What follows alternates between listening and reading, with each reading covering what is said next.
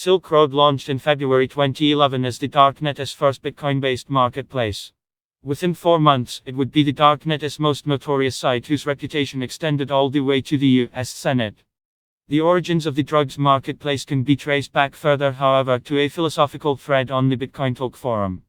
It was only later that the significance of this thread would be fully appreciated. Also read, Bitcoin History Part 14. The Expo became a heroin store as a libertarian. The thing I love most about the Bitcoin project is the chance that it could be truly disruptive, wrote early Bitcoin Talk user Techie. It was June 2010, and Bitcoin was still very much in its infancy, with its potential use cases still being figured out. I think that drug prohibition is one of the most socially harmful things that the US has ever done, and so I would like to do a thought experiment about how a heroin store might operate, accepting bitcoins, and ending drug prohibition in the process, continued Tepe, before outlining his idea for how such a venture would operate.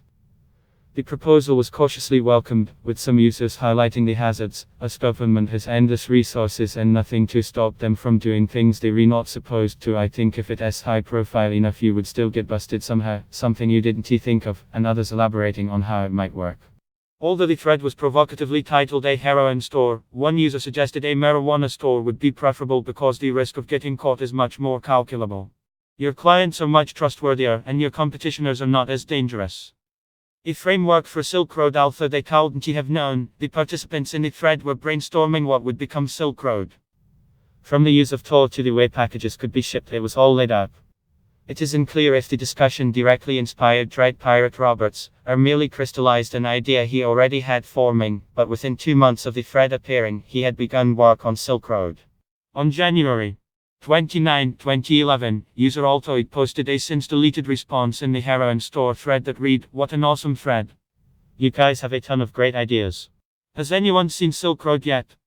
It is kind of like an anonymous Amazon.com. I don't think they have heroin on there, but they are selling other stuff. They basically use Bitcoin and Tor to broker anonymous transactions.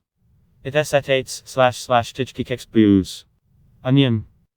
Those not familiar with Tor can go to Silk Road, WordPress.com for instructions on how to access the Onion site. Let me know what you guys think." So here we go, first Bitcoin drugstore, replied one user. We're going into deep water faster than I thought then. I wonder how long will it take for govs to start investigating Bitcoin. 5 months would prove to be the answer after a Gawker article blew it wide open. Adrian Chen's article would go on to accrue 3 million reads and spark a investigation into Silk Road. Lost innocence in early 2011, however, the world at large knew nothing about Silk Road, which was still the preserve of a few libertarians and freethinkers on an obscure forum dedicated to magical internet money. On March 1, 2011, new user Silk Road started a thread to promote the anonymous marketplace. The site had only been running for 3 weeks, but I am very pleased with the results. CryptoFans Row.